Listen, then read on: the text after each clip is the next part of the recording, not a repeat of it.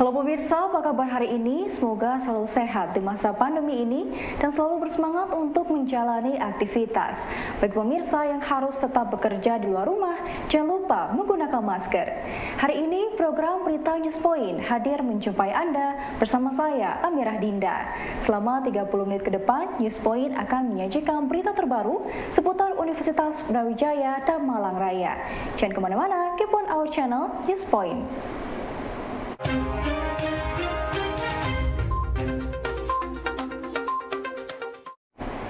Pemirsa, meski sampai saat ini isu kenaikan BBM subsidi masih belum disahkan, namun pengalokasian dana subsidi energi sudah harus dipikirkan secara matang agar dapat memberikan manfaat bagi masyarakat. Hal ini dikarenakan kebijakan energi berdampak besar terhadap perekonomian nasional, terutama kesejahteraan rakyat. Ya, seperti yang saya sampaikan tadi ya, bahwa selama ini pemerintah selalu memberikan subsidi kepada barangnya, tapi mungkin harus segera diformulasikan bahwa ini orangnya yang harus disubsidi, karena itu lebih tepat sasaran dan menghindari atau meminimalisir kebocoran. Pertama, ya ada program-program pemerintah yang sekarang misalkan BLT atau PKH itu harus tetap dilakukan, tapi memang skemanya harus diperbaiki, data kemiskinan, data pemberi itu harus segera di-updating sehingga salah sasarannya tidak terjadi lagi. Kemudian skema ini harus dilakukan sebelum adanya kenaikan setidaknya. Jadi jangan sampai ketika kenaikan sudah berjalan kemudian baru BLT-nya turun, itu percuma gitu kan. Itu yang pertama. Yang kedua adalah yang terdampak lagi adalah UMKM. UMKM pasti akan terdampak karena terkait dengan pengaruh logistik, arus barang dan yang lainnya, UMKM akan terdampak. Nah, harus ada bantalan sosial ataupun skema pemberian bantuan terhadap UMKM itu. Misalkan adanya keringanan bunga, misalkan dengan skema apapun itu harus dilakukan. Kedua adalah modal usaha, pemberiannya misalkan dilakukan dengan UMKM yang memang benar-benar sangat terdampak. Ketiga adalah insentif. Insentifnya apa? Insentif pajak. Nah, pajak ini tidak hanya dilakukan di pusat saja, tapi juga di daerah juga, misalkan untuk pengusaha restoran, kemudian hotel dan lainnya. Yang terakhir adalah kalau memungkinkan, karena kalau saya lihat datanya itu kan ada kompensasinya juga lumayan besar, angka yang ada di Perpres 98 tahun 2022 itu, maka kalau bisa adalah karyawan juga akan terdampak, sehingga ada insentif juga misalkan untuk PPh 21-nya seperti yang kemarin sebelum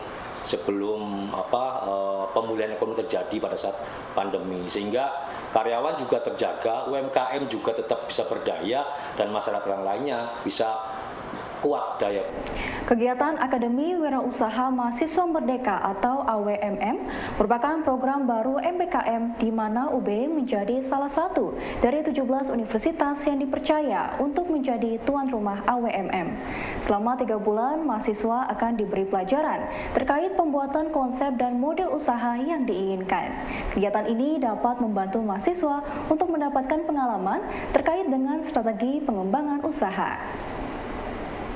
Kegiatan Akademi Wirausaha Mahasiswa Merdeka yang dilaksanakan oleh Universitas Brawijaya ini merupakan salah satu program MBKM unggulan yang telah diberikan oleh Kemendikbudristek kepada Universitas Brawijaya. Wirausaha Merdeka adalah program baru di MBKM itu, di mana kemudian terpilih 17 perguruan tinggi yang salah satunya adalah Universitas Brawijaya. Yang menarik dari program ini adalah program Wirausaha Merdeka, kalau di Brawijaya kita sebut sebagai Akademi Wirausaha Mahasiswa Merdeka ini adalah menyiapkan mahasiswa atau peserta yang mengikuti program ini agar bisa menjalankan usaha mandiri. Nah, yang berbeda dari program ini adalah mahasiswa diajarkan tentang knowledge-nya, kemudian dibentuk mentalitasnya, dan kemudian mereka juga belajar membuat konsep dan model bisnis dari ide-ide bisnis yang mereka inginkan. Nah, program ini akan berjalan selama kurang lebih 3 bulan, akan berakhir di bulan November. Dan pada nanti November itu akan ada expo karya mahasiswa dan prototipe bisnis yang akan mereka jalankan. Dan program ini juga yang menarik adalah mahasiswa kita yang mendaftar itu dari seluruh Indonesia. Total yang kemarin mendaftar itu adalah 1.200. Kemudian yang kita seleksi, review sampai dengan kita mendapatkan peserta 921. Nah, menurut asumsi dari data yang kami dapat, kemungkinan akan nembus sampai angka 1.100. Nah, ini yang kita usahakan dari Universitas Brawijaya. Kita ingin memberikan salah satu pengalaman belajar di UB, di mana selama ini di UB telah mengembangkan iklim pengembangan kewirausahaan yang sudah sangat bagus. Dan ini juga kita coba vibe ini atau semangat ini kita coba sebarkan juga ke seluruh mahasiswa yang mendaftar dalam program ini. Luar biasanya peserta yang mendaftar dari Aceh sampai dengan Sulawesi. Dan yang menarik, mereka banyak yang sudah hadir mengikuti program, karena program ini kan didesain mereka bisa mengikuti secara luring, bisa juga daring, bisa juga blend, hybrid. Tetapi yang konfirmasi ke kita itu adalah 220-an itu mereka mengikuti secara luring seperti yang sudah ada di dalam ruangan ini sudah hadir kurang lebih sekitar 300 sampai 400 peserta. Lalu yang memutuskan untuk online atau full daring itu adalah sekitar 190-an. Sisanya itu memilih untuk hybrid. Dan mereka kemarin mendata itu mereka akan datang ke UB itu nanti pada pertengahan bulan Oktober atau awal November, pada saat mereka mengikuti expo dan praktek pembuatan prototipe model bisnisnya.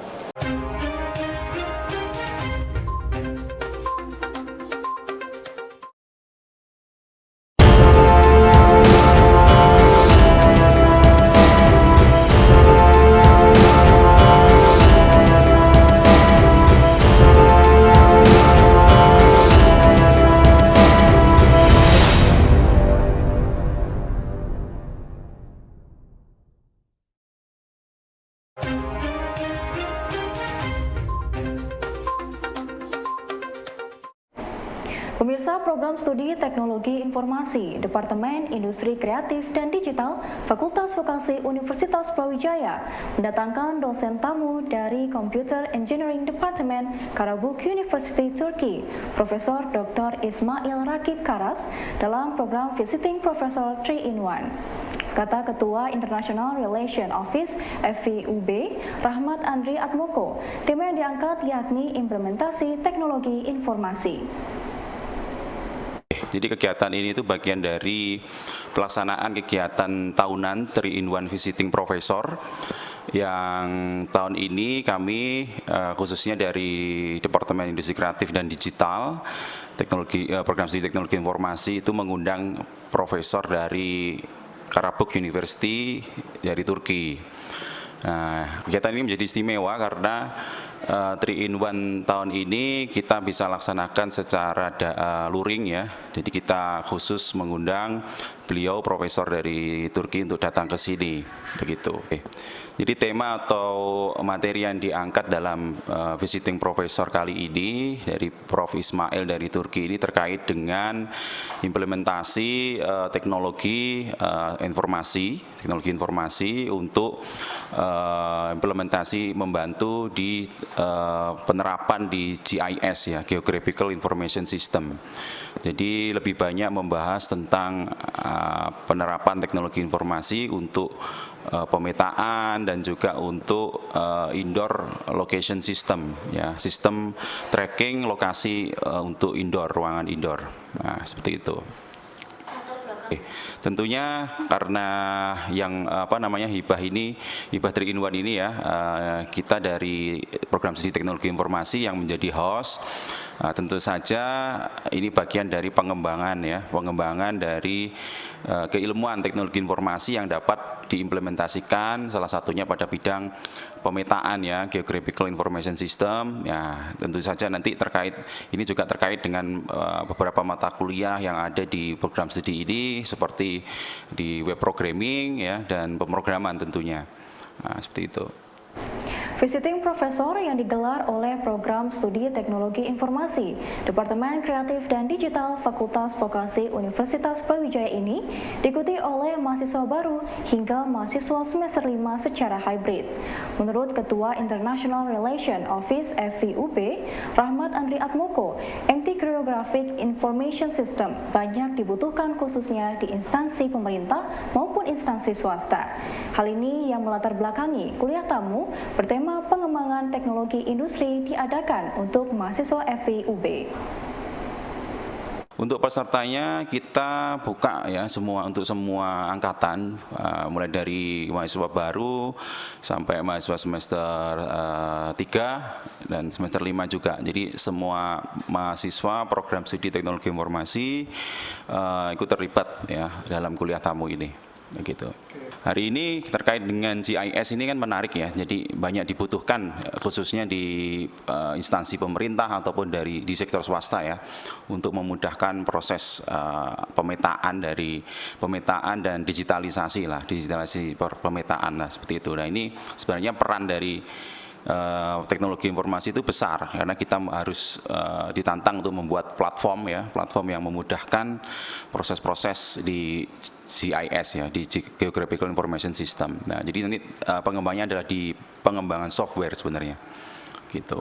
Nah, tentu saja iya. Jadi nanti karena kita gini ya, jadi kita ini kan sedang istilahnya teknologi informasi ini kan luas ya. Jadi kita mencoba untuk menyelesaikan solusi gitu ya untuk berbagai bidang. Nah, salah satunya GIS ini nanti akan banyak terkait mungkin dengan pertanian ya kan, dengan khususnya pertanian sih yang banyak. Nah makanya kita sengaja mengundang beliau ke sini sebagai pakar ya teknologi informasi sebenarnya, tapi beliau banyak proyek di GIS gitu ya. Setidaknya kita bisa tahu peluang atau potensi atau pengembangan di sisi teknologi itu seperti apa, sebenarnya seperti itu.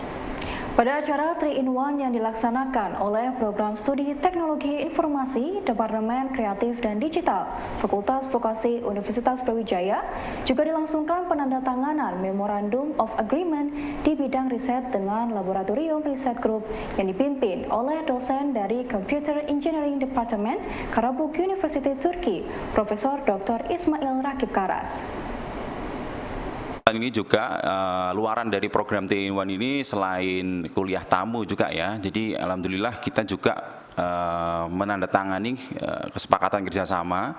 Ada MOU yang sudah kita inisiasi sebenarnya sejak dari beberapa bulan yang lalu, dan alhamdulillah pada kesempatan ini kita bisa menghadirkan dari Karabük University untuk signing atau tanda tangan MOU di sini. Dan juga kita juga melaksanakan tanda tangan MOA, Memorandum of Agreement, untuk kerjasama di bidang riset ya dengan laboratorium, dengan riset group yang dipimpin oleh Prof. Ismail, dan juga kerjasama MOA dengan Fakultas Teknik di Karabük University Turki, seperti itu.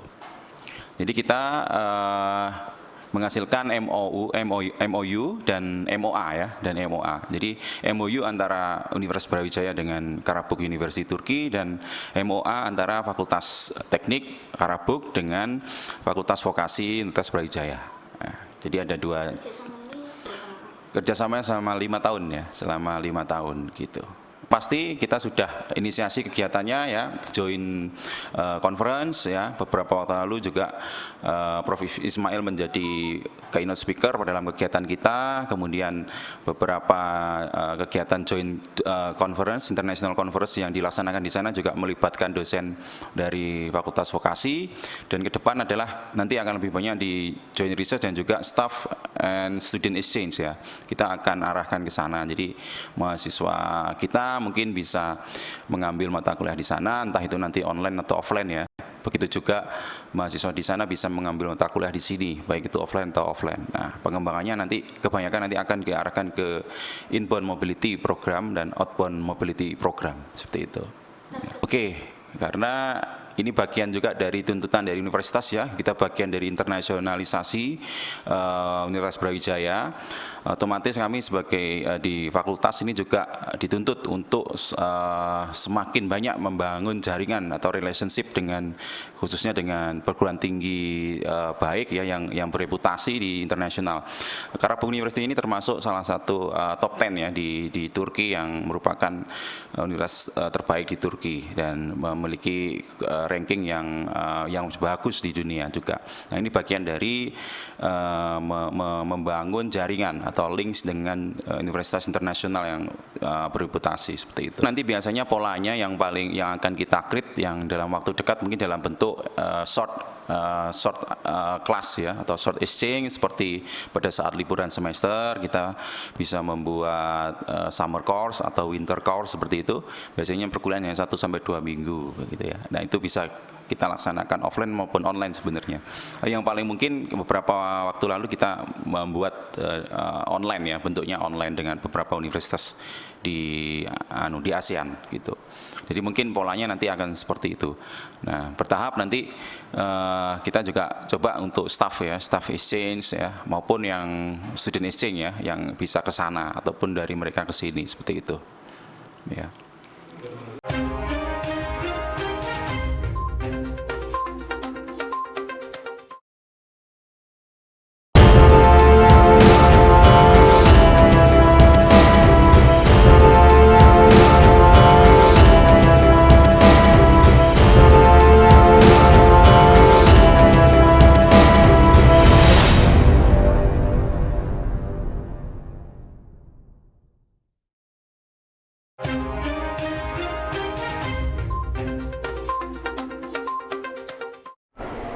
Untuk melahirkan tenaga kerja yang memiliki kompetensi dari segi kualitas dan kuantitas, Kemenaker memberikan informasi ketersediaan pasar kerja kepada perguruan tinggi sebagai upaya pemenuhan kebutuhan perusahaan atau investor.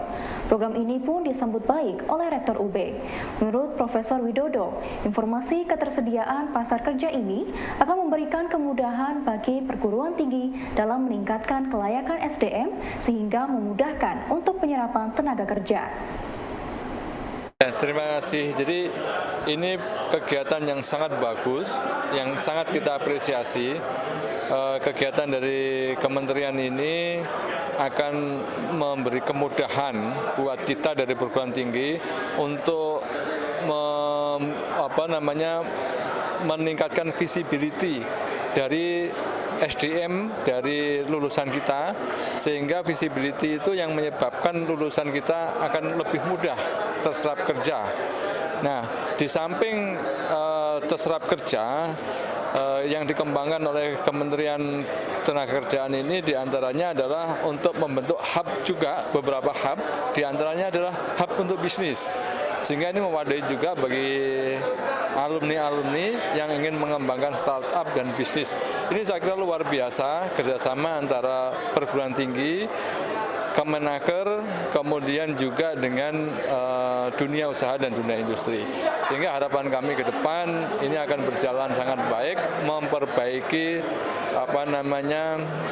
hubungan yang lebih erat antara perguruan tinggi sebagai penghasil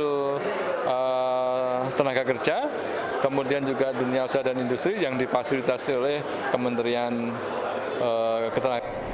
Pakar Hukum Agraria FHUB Daru Adianto menilai pemerintah belum bisa menyelesaikan persoalan hak-hak warga untuk diakui keberadaannya dan perlindungan pada hak mereka, seperti persoalan lahan yang dialami warga suku Balik, penduduk asli Sepaku Penajam Pasar Utara, Kalimantan Timur, tempat pembangunan IKN.